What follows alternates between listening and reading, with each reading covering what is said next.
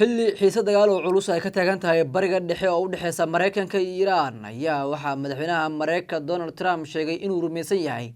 inay soo afjarmtay xabajoojintii u dhaxaysay Mareykanka iyo Iran isagoo hadallo adag u jeediyay madaxda Tehran xilli ay wali taagan tahay xiisada u dhaxaysa labada dal.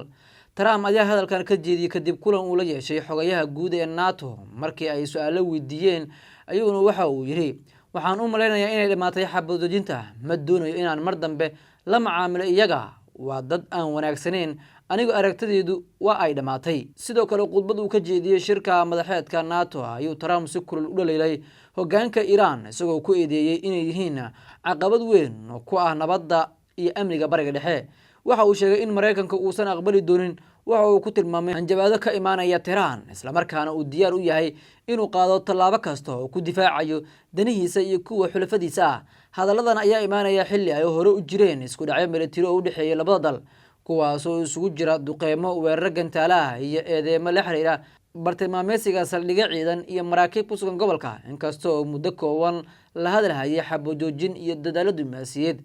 Hadalada Trump ayaa muujinaya in rajadii laga qabay dejinta xaaladda ay sii yaraanayso. Khilaafka Mareykanka iyo Iran ayaa asalka ku haya arrimo dhowr ah oo ay ku muhiimsan yihiin barnaamijka nuclear-ka Iran, taageerada ay Iran siiso kooxaha hubeysan ee gobolka, iyo joogitaanka ciidamada Mareykanka ee bariga dhexe. Labada dhinac ayaa sidoo kale isku haya arrimaha amniga marinbiyoodka muhiimka ah ee gacanka cadmeed iyo badda cas sidoo kale marinbiyoodka Hormuz halkaas oo dhowr jeer ay ka dhaceen weeraro iyo falo lagu eedeeyay dhinacyada isku haya awoodda gobolka. Haddii hadallada adag ee Trump ay u bedelmaan go'aano militari ama cunaqabateyn cusub waxaa jirta cabsi laga qabo in xaaladdu isu bedesho iska horimaad ballaaran oo saameeya dalal badan oo gobolka ah.